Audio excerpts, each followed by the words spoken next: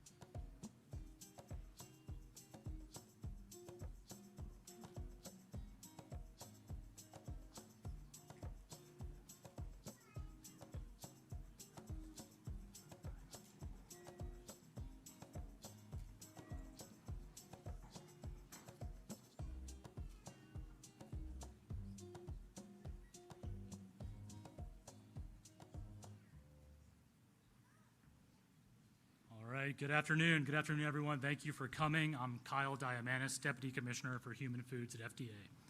It's my honor and privilege to introduce to you the Commissioner of FDA, Dr. Marty Makary, a renowned surgeon, scientist, researcher, and public policy expert.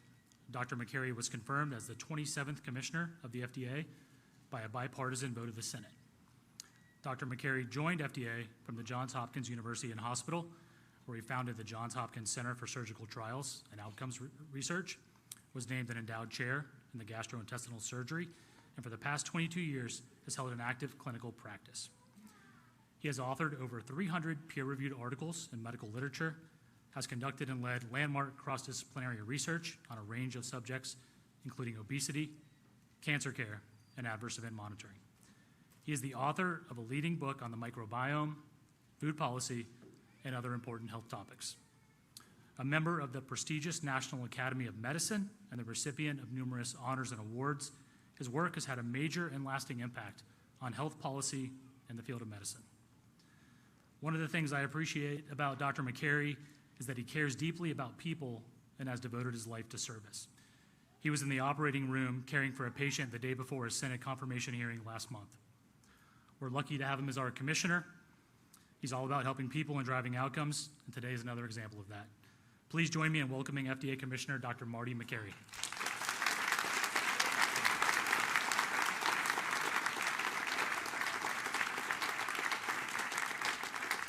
Thank you. Thank you, Deputy Commissioner Diamantis. Good afternoon, Mr. Secretary, Dr. Bhattacharya, Governor, Speaker, the many Maha moms and the kids here supporting the effort. Thank you for being here. Thank you. That's great.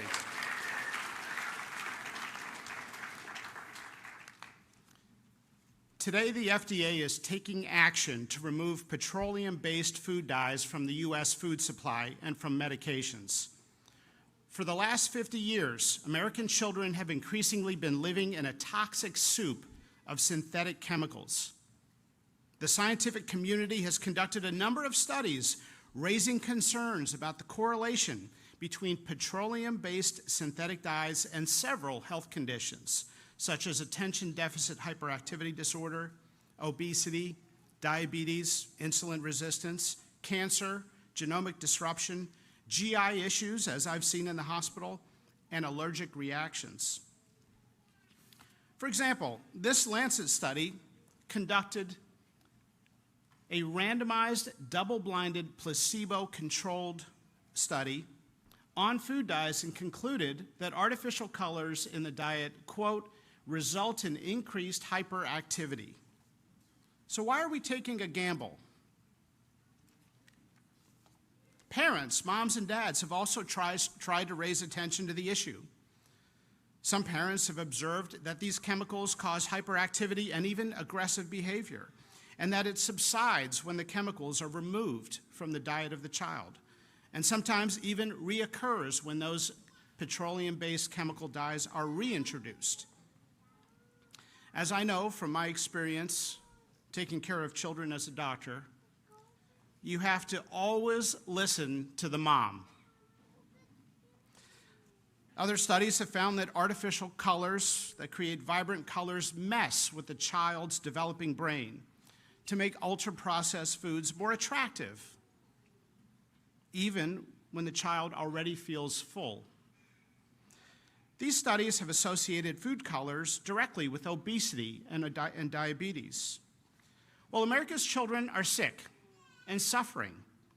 41% of children have at least one health condition, and 1 in 5 are on medication.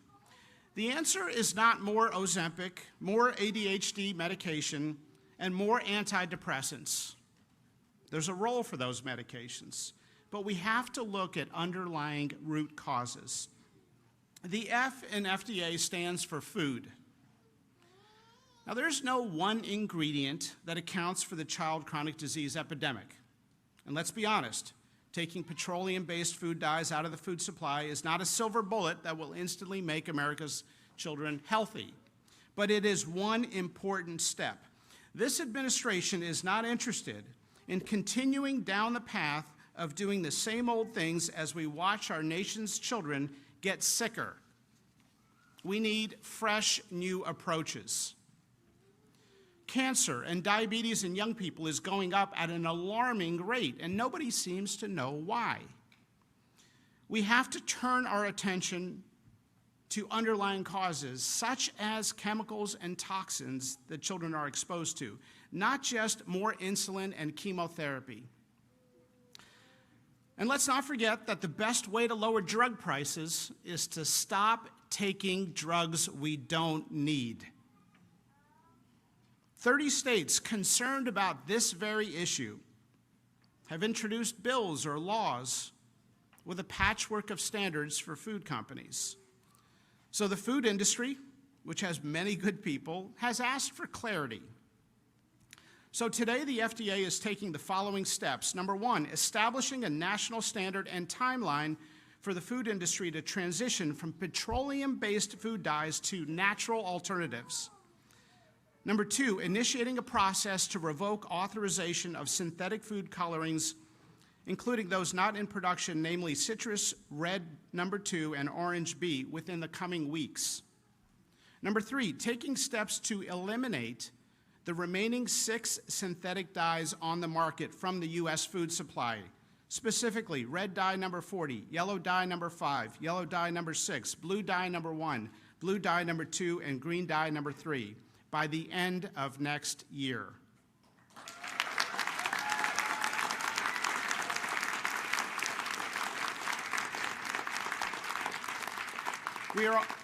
We are also requesting food companies to remove red dye number 3 sooner than the 2027-2028 deadline previously announced. These steps that we are taking means that the FDA is effectively removing all petroleum-based food dyes from the U.S. food supply.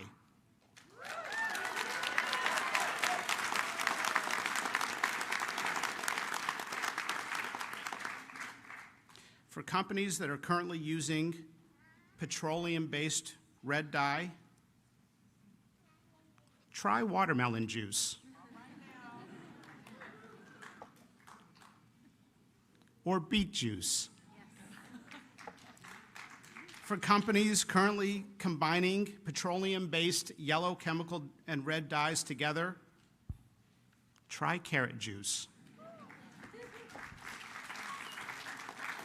The FDA is also announcing plans today to authorize 4 additional natural color additives using natural ingredients in the coming weeks, while also accelerating the review and approval of other natural ingredient colors. I want to take a moment to thank America's food manufacturers. Many have been extremely cooperative. There are many good people in food manufacturing delivering on the needs of the American public, and they have done exactly what we have asked them to do. 100 years ago, we asked them to focus on mass food production to solve food insecurity. Now, given our child chronic disease epidemic and enormous suffering and cost that has ensued, we have to come together to address the new problem. That's right, we have to come together. If we can get beyond the tribalism in our society, rampant in our culture, we will realize that we all want the same things. Republican, Democrat, and independent moms showed up in high numbers to vote for President Trump on this very issue that Secretary Kennedy has championed. Moms across America have spoken, and they want more honesty and humility from our nation's healthcare leaders.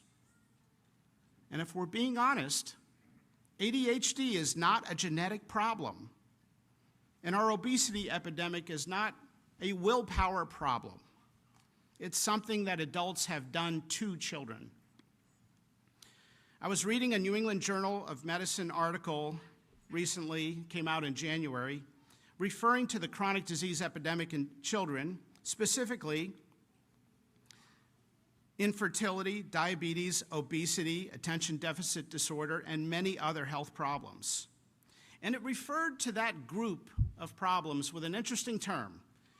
It called them non-communicable diseases of children. Non-communicable diseases. Well, actually, they are communicable. But kids are not getting these diseases from viruses or bacteria. They're getting them from using their phones and ultra-processed foods and chemicals and toxins that we have introduced into their world.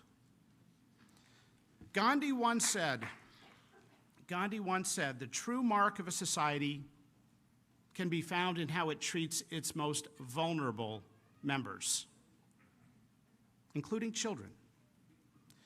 Secretary Kennedy has said that he would instruct the FDA to examine concerning ingredients in the nation's food supply, and today we are delivering on that promise.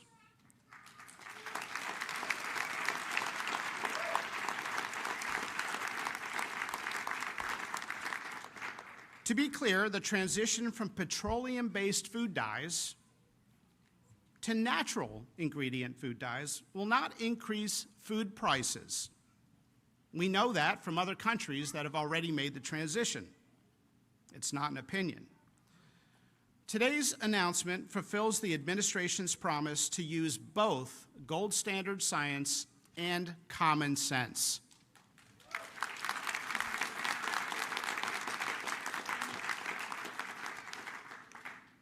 For the last 50 years,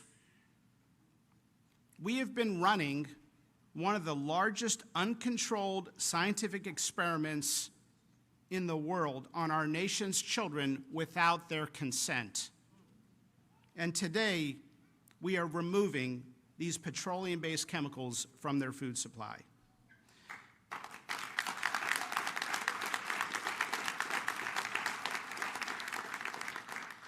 In summary, we are simply asking American food companies to replace petroleum-based food dyes with natural ingredients for American children, just as they already do for children in other countries. American children deserve good health. Thank you.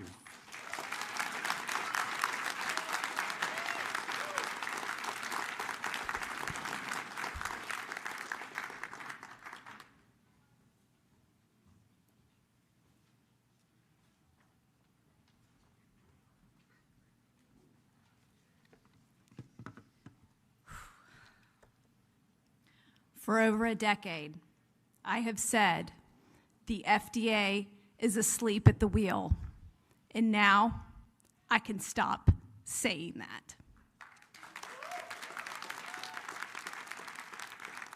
Hi, I'm Vani Hari. I'm a food activist and author, a fellow Maha mom, and I'm not affiliated with the HHS, just for the record. Thank you, Commissioner Dr. Marty Makary. Thank you, Secretary Kennedy, and everyone here at HHS that has made this swift action possible. Today marks the beginning of restoring the trust at the FDA and our regulatory institutions. Last September, I testified at the U.S. Senate about the blatant hypocrisy of American food companies selling safer products in other countries while selling inferior versions of the same exact products here in the United States with artificial food dyes made from petroleum. The outrage of American companies doing this spawned a massive grassroots movement to hold these companies accountable. 1,000 concerned citizens, moms, children, elected officials, health leaders from across the nation gathered in Battle Creek, Michigan last fall asking Kellogg's to remove the dyes they don't use in other countries. We had over 400,000 petition signatures to deliver to their headquarters, but they gave us the cold shoulder. They told us to get off their lawn. Secretary Kennedy took our unheard voices to the campaign trail and elevated them all the way up to President Trump. From the moment my kids were born, I have taught them the truth about artificial food dyes because our government was doing nothing to protect them from these harmful ingredients. Now we are entering a new era, an era where we don't need to worry about artificial food dyes on the frosting of a birthday cake, the breakfast cereals served at schools, our children's Halloween bucket or Easter basket, the chips and the sports drinks being served after a game. This was the effort of so many incredible people, many of whom are in this room today. Thank you. Thank you for being loud. Thank you for coming together with me on this issue. Because you made your voices heard, we now have made history together. And now we have intellectual honesty coming out of the FDA, focused on looking at updated science on food additives that American food companies are not using in other countries. This is a win for every American who doesn't know the truth about the food industry. For all the mothers, the fathers, the doctors, and the teachers out there struggling for answers on our children's health problems when they can be solved with food. Because you know what? Food is medicine. Thank you very much.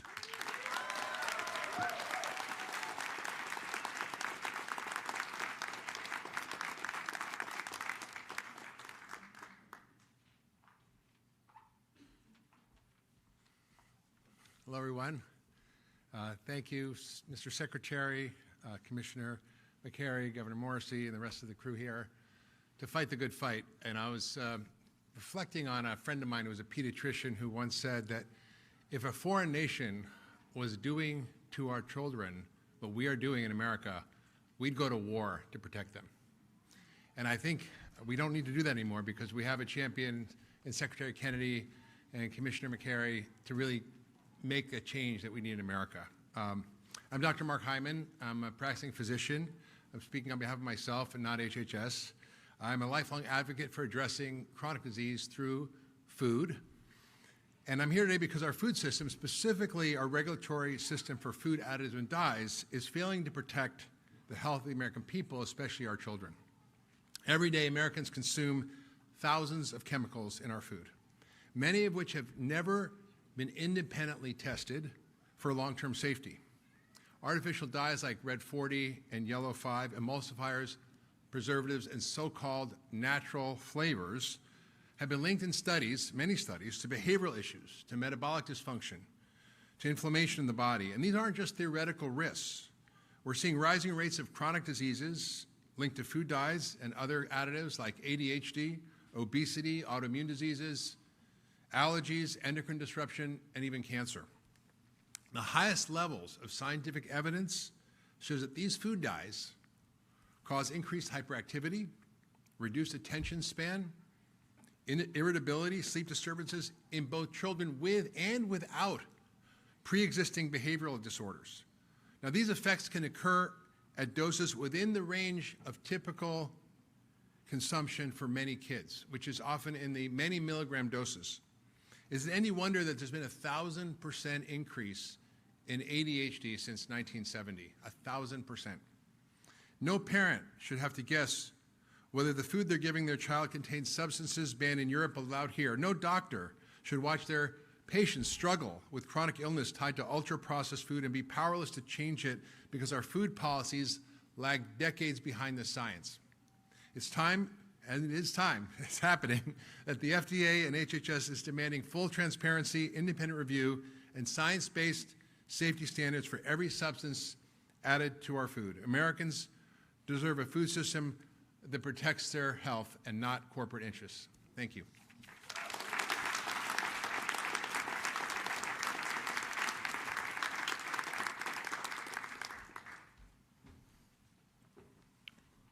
My name is Callie Means. I'm a special government employee at the White House.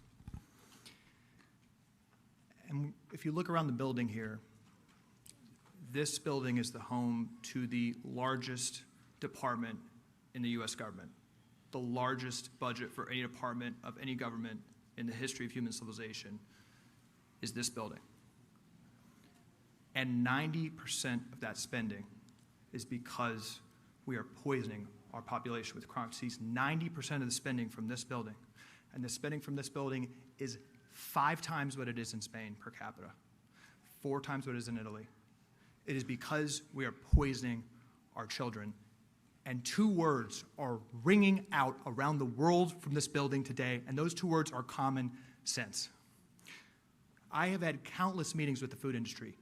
They've talked to the media about this. They lecture us about not being scientifically rigorous on these policies with food dyes. Well, let's think about what that study would actually entail. A peer-reviewed, placebo-controlled study would involve giving these children shots of crude oil every single day for years and seeing what happens. When a study itself that the industry is telling us to do is on its face unethical, we clearly have a problem. This is also a day where the cries and the shouts and the applause from Maha moms during the campaign are ringing out across the country. Look at what we have here today. We have people like Dr. Mark Hyman who've been fighting this and talking about the real science for decades. We have Vani Hari, who's been advocating, shouting into the darkness for years on this issue. We have Maha moms, we have children. They gave President Trump and Secretary Kennedy a sword during this campaign. Secretary Kennedy and President Trump are walking with the Maha moms behind them. And what's happening today, and I have a plea for the media, let's not cover this cynically. This is a major win. This is a major win among grassroots forces against special interests. These are things, as you know, that industry has been fighting for years and years and years. These are things that a year or 2 years ago would have been absolutely out of the question to ever have happened. This is a major, major win. And I have a plea also, quite candidly, for Democrats. I've met with Cory Booker. I've met with a lot of people that care about this issue. Where are you? Come to HHS, come to the FDA, and work with this administration on these unimpeachable issues. This is our children's lives at stake. We are poisoning our children. This is a monumental day of turning the tides in this country. And I just want to introduce the Speaker of the Utah House and recognize the incredible state leadership. 25 states around the country, inspired by Secretary Kennedy, inspired by President Trump, who've passed Maha bills and given the leverage for the federal government to be here today. So I want to introduce Speaker Mike Schultz.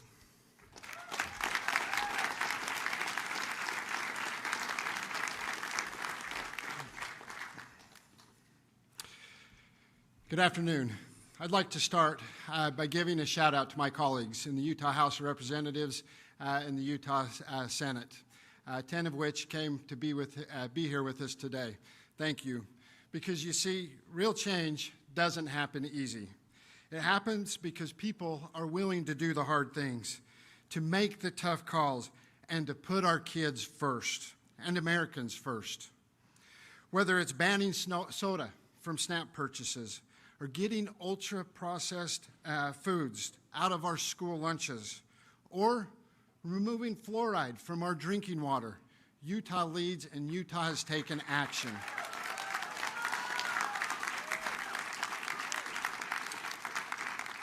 This year, we passed a ban on dangerous chemicals and synthetic dyes in school lunches.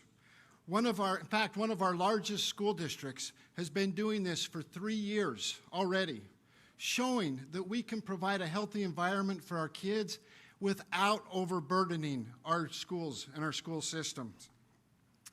These decisions aren't easy, and they're not always popular. But the mark of leadership is doing the right thing, even when it's hard. Secretary Kennedy can attest to that. While we're proud of the work we've done, we know that this fight isn't over. And it's not won in a single session, or in a single bill, or by a single state. It takes collaborative, sweeping approach to bring people together, local, state, and federal governments, all pulling in the same direction. That's why we're grateful for the growing partnership between the Utah Legislature and the Department of Health and Human Services. It's the kind of collaboration that gets things done and moves the ball forward. We appreciate the support, and we really respect the leadership in this room, especially Secretary Kennedy, and we're excited to keep the ball moving and to keep things going. Let's make America healthy again, because our kids deserve better. Thank you for allowing me to be here with you today.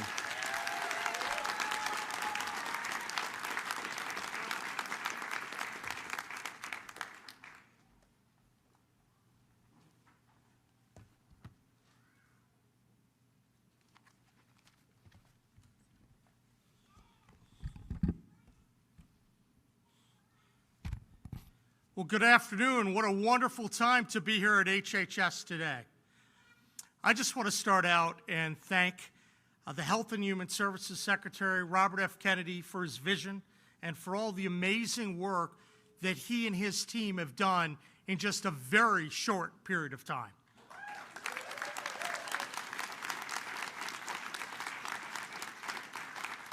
I'm grateful to be here with the Secretary and with the FDA Commissioner, Dr. McCary, and also I'm personally appreciative that President Trump had the good sense to pick these wonderful people. They're doing an amazing job making America healthy again.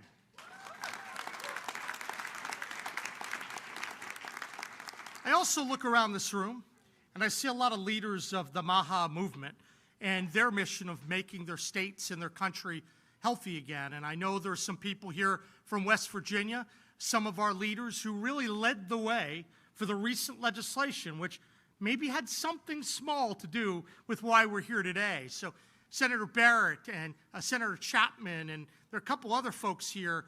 I'm just grateful for your leadership on the ground, because when we win on all these issues, we win as a team, and we have a great team here today.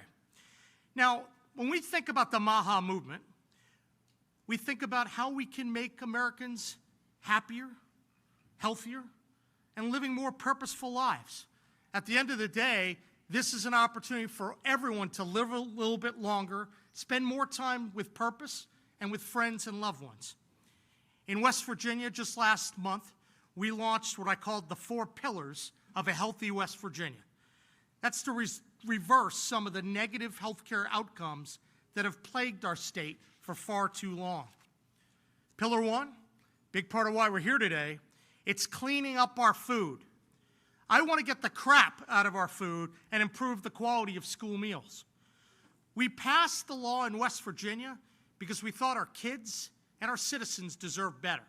They deserve real food, not chemical shortcuts designed to fool the eye but harm the body. That's what making America healthy again means to us. It's not just a slogan, it's a mission. And it starts with protecting the most vulnerable among us, our children.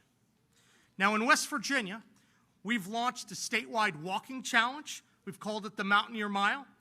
We're reforming our SNAP system to reward healthy choices. And we're holding a line on harmful food additives.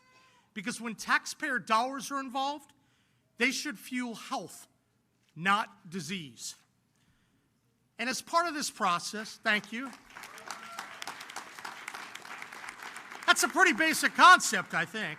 As part of this process, I think all of us know that a national discussion is needed. So we've been fortunate to help lead the way in West Virginia, but I'm so thankful for the leadership on the national level. That's the best way we do it, because we need consistent policies across the nation that clean up our food.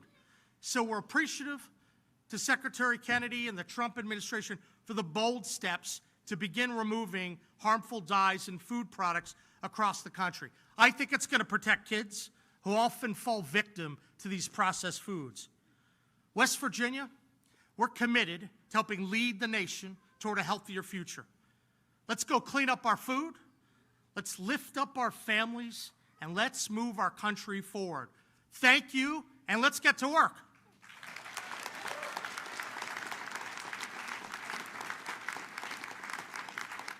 And now it is my pleasure, my honor, to introduce someone who makes a lot of people nervous here in Washington. That's Secretary Kennedy. Secretary Kennedy? This is a guy that's willing to speak the hard truths and stand up for everyday Americans. Even when it's not popular, he stands up, he makes it happen. Let's join me in welcoming him, a warrior for America's children, RFK Jr.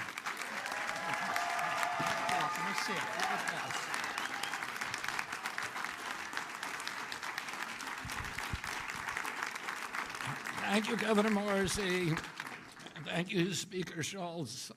Thank you to Dr. Mark Hyman, who's been my friend and partner on these issues for over 20 years.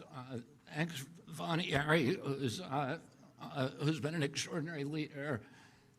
And then Marty McCary, I'm so grateful that you agreed to join the administration. And Jay Bhattacharya, will you guys come up here and stand behind me? We have an amazing team at HHS. When my uncle was president in the 1960s, we had the healthiest people in the world. And one of the basic assumptions of our country was that because we were robust people, because we were vigorous, because we were tough, we had what my uncle called this beef jerky toughness, that was responsible for our country being the land of the brave and the home of the free, the greatest industrial power in the world, the wealthiest country. We owned half the wealth on earth when my uncle was president, and part of that was because of the vigor of our society. And that's one of the reasons he started the Presidential Council on Physical Fitness, because he saw that he felt that Americans were getting soft, and it was going to steal from us and erode all of our leadership, our moral authority, and our values, and our role as an exemplary nation. And since his death, we've had this extraordinary chronic disease epidemic. When my uncle was president, 3% of American kids had chronic disease. Today, it's around 60%. And these are a broad category, the ones that Marty mentioned, like ADHD, the neurological disorders, ADD, ADHD, speech delay, language delay, tics, Tourette syndrome, narcolepsy, ASD, and autism. All of these are injuries that I never heard of when I was a kid. They were not part of the nomenclature. They weren't part of the dialogue. There was zero spent in this country treating chronic disease when my uncle was president. Today, it's about $1.8 trillion annually. It's bankrupting our nation.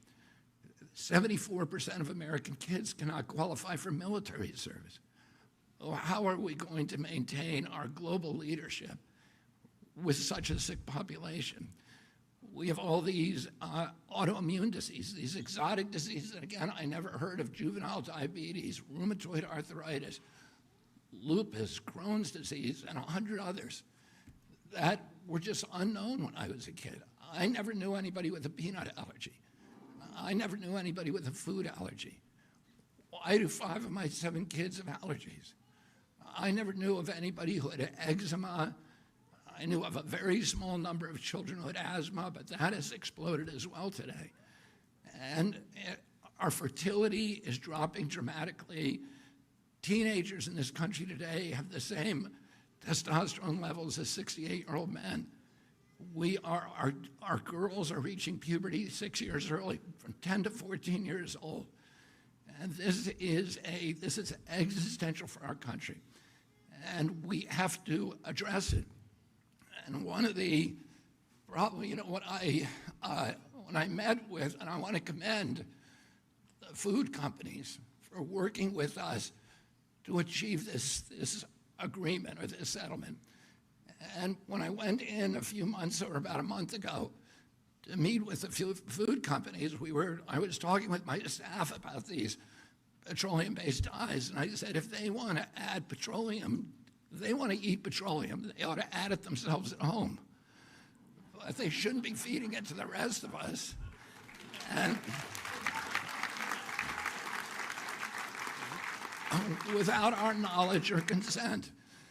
And unfortunately, we're going to get rid of the dyes, and then one by one, we're going to get rid of every ingredient and additive in food that we can legally address. One of the problems is that the industry, which all of these industries, cast a dark shadow historically over this agency. And there's so many conflicts that we are now systematically eliminating. That has allowed them to suppress the science.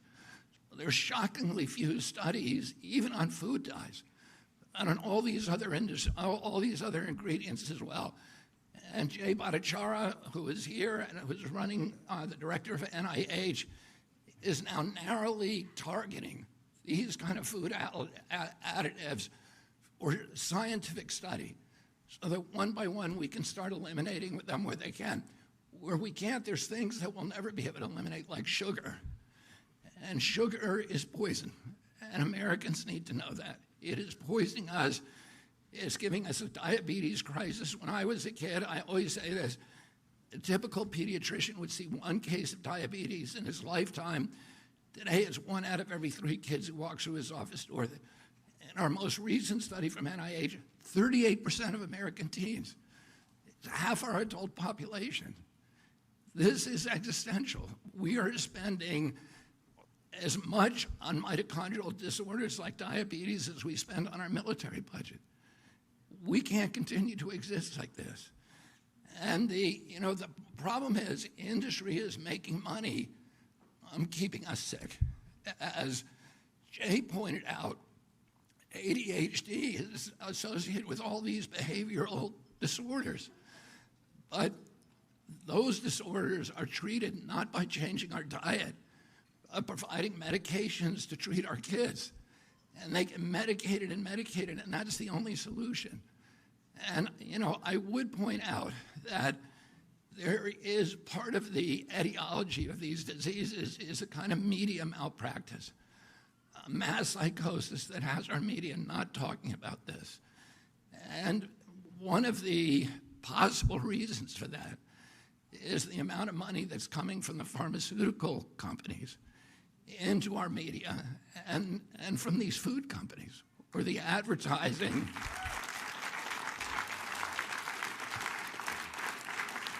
And the advertising has at least plays a factor. So that revenue, that extraordinary revenue stream, in disabling their capacity or their inclination for skepticism and for critical thinking. So Americans don't know what they're eating, and they don't know the implications of those things.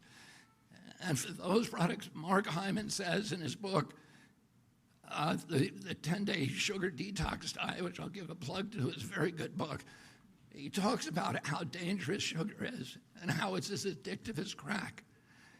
And our children are addicted to it from when they're little kids. Our agency recommends, I think, a huge amount of sugar for kids from when they're born. And it's hurting them, and it's addicting them, and it's changing their taste buds so that they crave it. And it's disabling our population. So for those ingredients that we can't ban legally, we're going to start informing Americans about what they're eating. And we're going to try to work with Congress and the White House to make sure that we have adequate labeling so mothers who go into the grocery stores know what is good for their children and what is not. I want to say one other thing about the moms. When I went and spoke for the first time, and I met with the heads of all the food industry companies, one of the things that they said to us is that the worst thing for us is if we have a patchwork of legislation in all these different states, because then we're not capable of marketing nationally distributed products, because we're going to have different regulations in every state. And they didn't want that, and that's one of the reasons they came to the table with us. I want to thank Speaker Schultz. I want to thank Governor Morrissey, and I visited many other governors in Virginia and West Virginia, in Arizona and Utah and other states that are banned, that are having these local bans. Those bans have given us leverage to make demands in the food company, and the only reason that those states have banned these products is because of these ladies and millions of more across the country, the warrior moms who have powered the MAHA movement.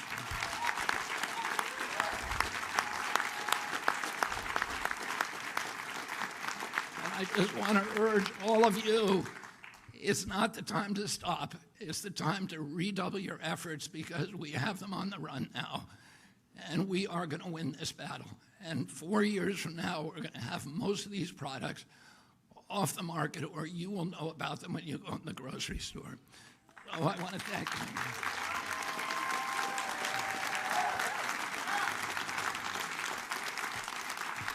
And finally, and most importantly, I want to thank President Trump. President Trump often, says that he's going to make America great again. But he knows that he cannot make our country great again if our country is weak, if we're not healthy, if we don't have vigor, if we're not a robust people. He says that he's going to restore the American dream. And a healthy person has 1,000 dreams. The sick person only has one.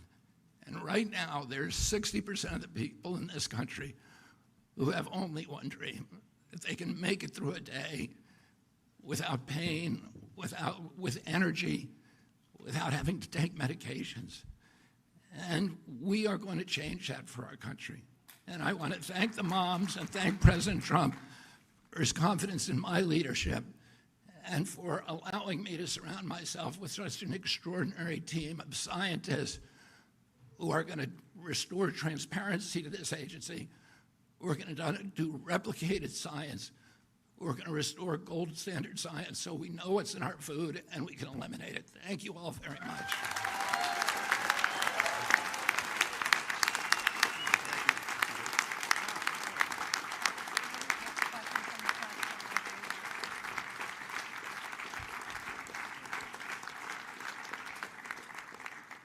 Thank you, Secretary Kennedy. Thank you to everyone for being here, and thank you to the press for attending today. We're going to take some questions from the press. If you can please say your first, last name, and outlet when I call on you, that would be great. Sarah, CNN. Here. I got it. Okay. Hi, Sarah Overmall from CNN. Secretary Kennedy, you talked about how sugar is poison and how it's addictive. Is that the next step for you, looking at policies to reduce or even eliminate sugar in food products? I don't think that we're going to be able to eliminate sugar, but I think what we need to do probably is give Americans knowledge about how much sugar is in their products. And also, with the new nutrition guidelines, will give them a very clear idea about how much sugar they should be using, which is 0. Yes. Hi, Helena Bottomiller-Evich with Food Fix. You mentioned the goal is to work with the food industry to get most of the major synthetic food dyes out. What is the plan if the food industry does not voluntarily agree to do that? And what are the next steps if you can't get agreement within the industry? Thank you. Well, here the industry has voluntarily agreed. And so, you know, I think as we move forward, we are going to work with the industry. They've shown a lot of leadership on this right now. And in fact, we're getting food companies now and fast food companies who are calling us almost every day and asking us, how do we do this? What do you want us to do? Will you do a press conference with us? And so we're really happy with the reception. I think they're ready to change the industry. They have children too. There's no such thing as Republican children or Democratic children. Their children are going to the same schools, they're eating the same foods as the rest of us. And I think most of them really want to have a healthier America. They want clear guidelines, and they want to know what they can and can't do, and we're going to give them that.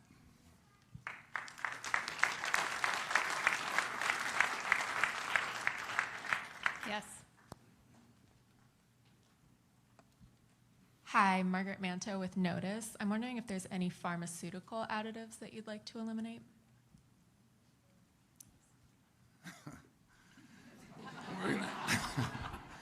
We're gonna start on that next. I don't have anything particular there.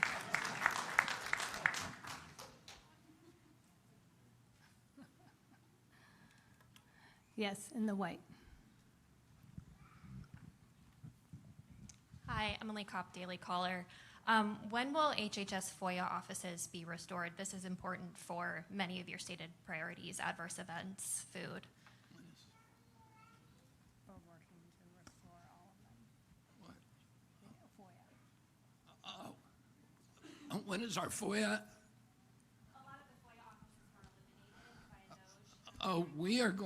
We're restoring all the FOIA offices, and we're going to make it much easier for people to get the information. We're going to try to post as much as we can.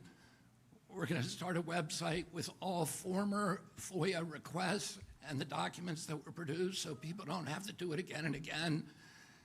And we're going to try to get as close as we can to total transparency in this agency. You know, I spent a lot of years litigating under FOIA, and I experienced the frustration of going year after year and being stonewalled by the agencies. A lot of the people who are in HHS right now come from that background. So we all understand how important it is to have, you know, clear communications. Well, the papers that we produce in this agency do not belong to us. They belong to the American people, and we need to be honest with them. And let me just answer the question before you about the drugs and the pharmaceutical products and the additives to the pharmaceutical products. Right now, Jay Bhattacharya is working is assembling teams all over the country of scientists at universities and research centers to look at all of those products so that we can have, I mean, one of the problems is we don't have good science on everything. And we need to have science before we take policy action. And that science has been suppressed systematically for decades because of the conflicts in this agency. We're going to remove those conflicts. We're doing the science, already doing it. And we'll be announcing a series of grant opportunities this summer on all of these different ingredients. And we're going to have good information for the American public, and then we will take appropriate action. Ashley. Ashley DeMello with Fox News Digital. Will there be a way for Americans to identify products that are complying with this phase out? Such as labeling or? We're looking at labeling. Labeling, we have to go to Congress for. But one of the things that we're going to do is we're going to post all the information we have about every additive on an open source website. So that, and we're going to encourage companies that develop apps. There are a number of other apps out there today, like Yucca is one, but there are a number of others. I use Yucca, and my wife uses it in our home.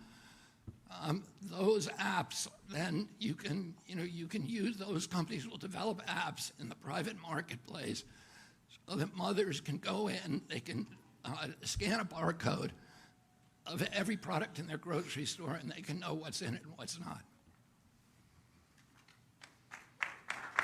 Thank you. Jan? So, Secretary Kennedy, you have a lot of issues on the MAHA agenda, obviously, and I'm very curious if you could share some of the logic of choosing, for example, autism and food dyes and things as some of the kind of inaugural issues that you're coming forward with. I would say, we're in a triage situation now, so we're choosing our priorities based upon the issues. Food dye is just a no-brainer. Nobody wants to eat petroleum. Everybody knows there's enough science out there that we know it's terrible for you. It causes health problems, but also behavioral problems. And so we can act on that now. Anything that we can act on, we're going to act on immediately.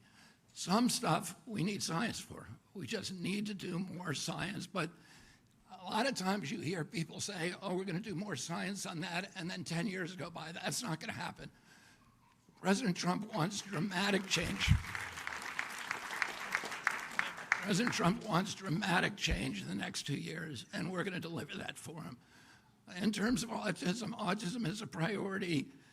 We've gone from 1 in 10,000 now to 1 in 31, 1 in every 20 boys.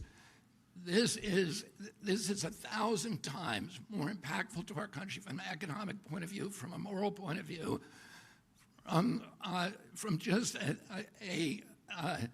from the perspective of just our national well-being. That it has to be. It's costed by 2035. It's going to cost us, autism alone, just one of these chronic diseases will cost our country $1 trillion a year. We have to end that, and we have to end that because the children and the families are suffering so terribly. So that has been a priority for me for 20 years, and it will continue to be a priority, and we are going to find the answer very, very quickly, and we're going to eliminate the exposures that are causing it. Yes.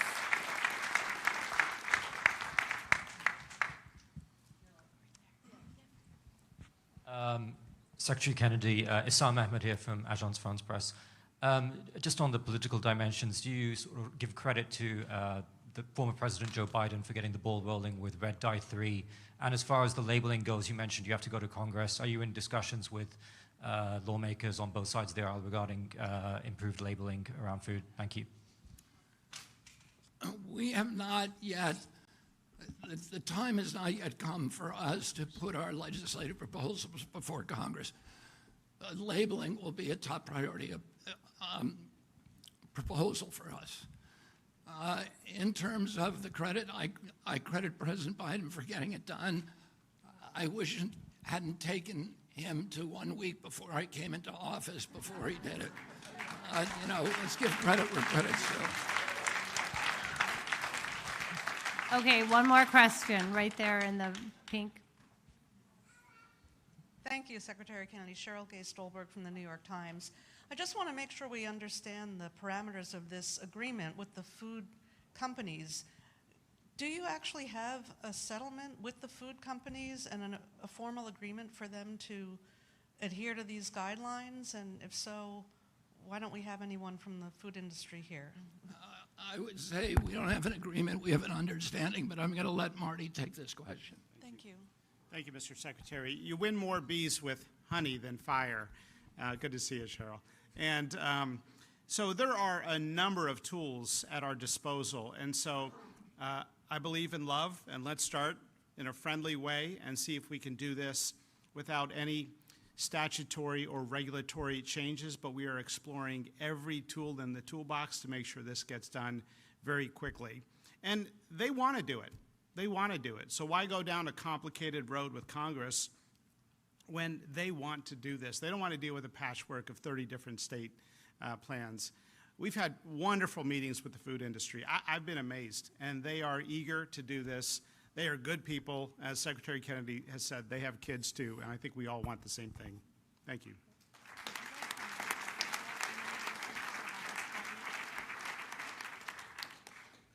So I just wanted to make a couple of comments about the role of the NIH in all this. One of the major problems that I think that that parents around the country have faced is when they go to the scientific literature, they come back with a stone wall. They hear that, well, the science hasn't been done, it's not rigorous. And part of the problem is that scientists are afraid to ask questions, basic questions that parents want answers to. Secretary Kennedy has asked me to, for instance, to initiate a study on autism, the cause of the rise in autism. It's a question that is at the front of the minds of so many parents across the country worried about their kids. And yet, scientific progress on this has been slow because scientists are frankly scared to ask the question. The goal of my leadership at the NIH is going to make it so that those questions are no longer taboo among scientists. Scientists need to work on the things that actually are at the top of the minds of the American people. The mission of the NIH is to do research that extends the life expectancy and improves the health of the American people. And that's exactly what we're going to do. Since 2012, the United States has seen no increase in life expectancy, none. And it collapsed during the pandemic, and only recently has it started to come back up to 2019 levels. That is a situation that is a catastrophic failure of the American public health system, and it frankly is also a failure of American scientists to address the key drivers of this enormous chronic disease crisis we're facing. And I'm really grateful to Secretary Kennedy for his leadership, and I'm grateful to President Trump for his leadership in giving us the opportunity to turn the ingenuity of American scientists to the questions of how to improve American health and to make America healthy again. Thank you. Thank you, everybody.